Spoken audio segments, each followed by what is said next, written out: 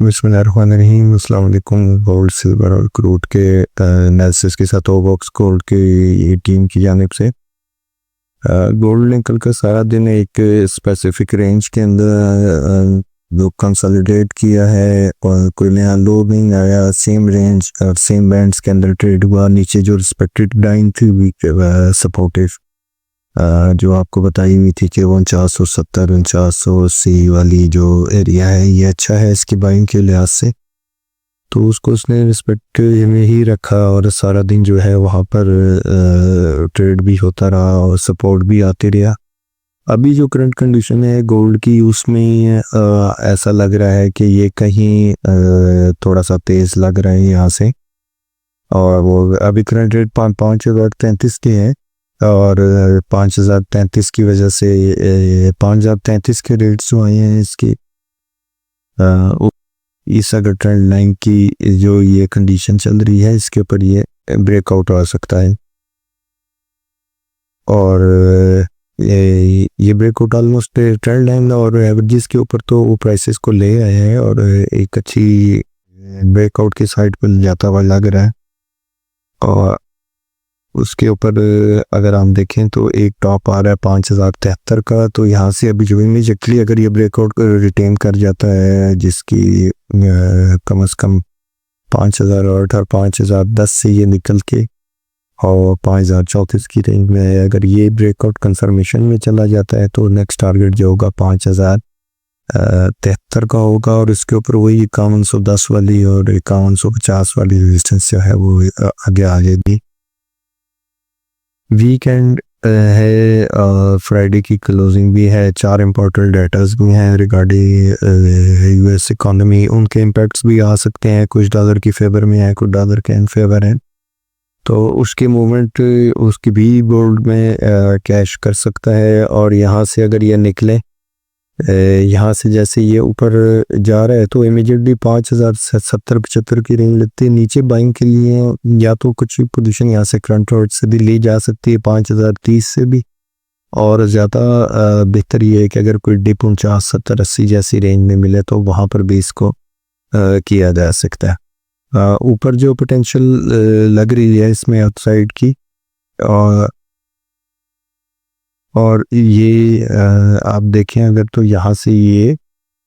5,075 जैसा और इसके ऊपर 5110 और ये प्रीवियस टॉप अगर आप देखें तो ये सारी 5110 वाली लाइन थी और इसके ऊपर एक टॉप 5150 का लगा था और उसके बाद से अब ये दूसरी दफ़ा ये इस जगह पे घुस रहा है इस एरिया में, और इसको वो ये जो ऊपर बताया है कि 5,073-74 से लेके 5110 तक ये अभी टारगेट लग रहा है, तेज़ लग रहा है। और हाँ, अगर इधर से सिल्वर की बात करें तो सिल्वर ने भी मूव तो अच्छी बनाई है। एक जो कल इसकी आपको बताया था कि 21 डीए में एक माइलस्टोन जो है वो कह सकते हैं कि इसने क्रॉस किया हुआ है, और दूसरी जो रेजिस्टेंस और ट्रेंड लाइन की रेजिस्टेंस का जो एरिया है ये रेजिस्ट कर रहा है, लेकिन एक अच्छी कंसोलिडेशन लग रही है यहाँ पे लॉन्ग बैंड्स में। ये लग रहा है कि यहाँ से एक अच्छा ऊपर मूव दे सकता है, लेकिन उसके लिए बहुत ज़रूरी है कि कम से कम यहाँ से ये 79 to 80 वाली मेजर लाइन जो है 7940 के जो लेवल्स हैं वो इसको रेजिस्ट करेंगे, और अल्टीमेटली जो टारगेट है इसका वो 8150 से लेके 83 के बीच में कहीं चलेगा। अगर 8150 से 83 के बीच में ये रहेगा, यहाँ पर रेजिस्टेंस इसको मिल सकती है, लेकिन कहीं पर ये एरिया ब्रेक करेगा तो अल्टीमेट टारगेट जो है इसका 87 और 90s की रेंज है, लेकिन वो दूर है अभी। नीचे जो सपोर्टिव है सपोर्टिव रेंज है वो 76 की जगह है, यहाँ 76 के रेट पे इसको हमेशा बाय करें, और ऊपर जो ब्रेकआउट निकलेगा वो इसका अराउंड कहीं 79 के ऊपर कहीं ट्रेड होने लग पड़े और सस्टेन कर जाए तो ये इसका ब्रेकआउट लेवल होगा। सेंटिमेंट्स पॉजिटिव भी हैं, ये करंटली कंसोलिडेशन फेज में से गुजर रहे हैं, और कंसोलिडेशन फेज में गुजर से जिस टाइम ये ब्रेकआउट निकला तो ये इमीडिएट अल्टीमेट टारगेट जो है इसका 8350 की रेंज में आएगा। और क्रूड ऑयल को अगर देखें तो क्रूड ऑयल ने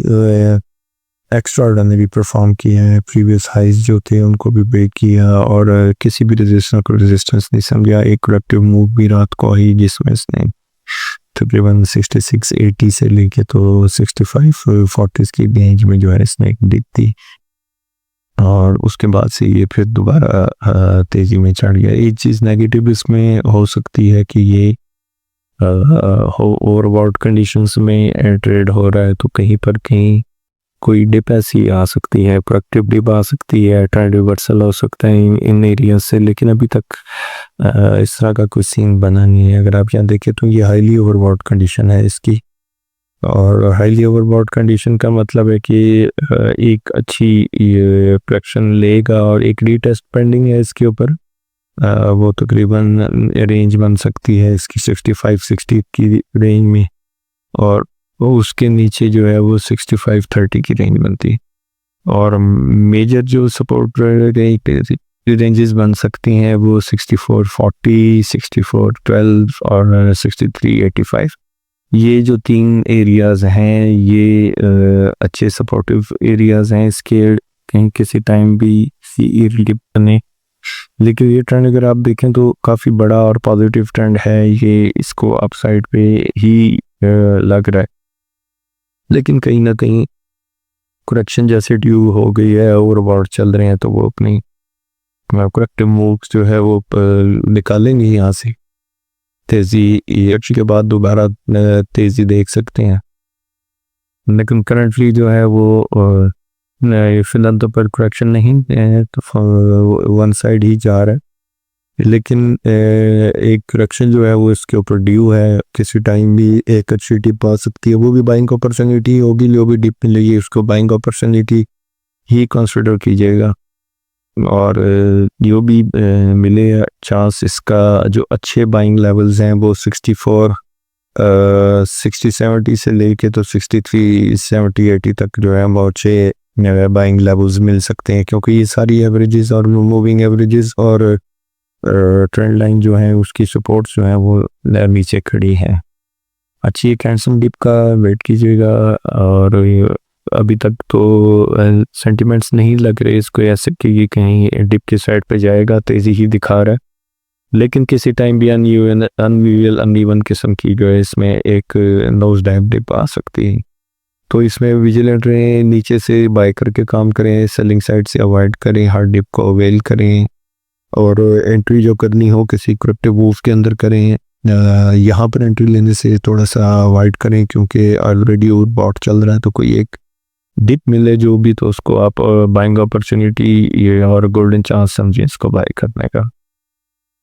और कंटिन्यूस एनालिसिस के लिए स्टे ट्यून विद ऑबक्स गोल्ड। अस्सलाम वालेकुम।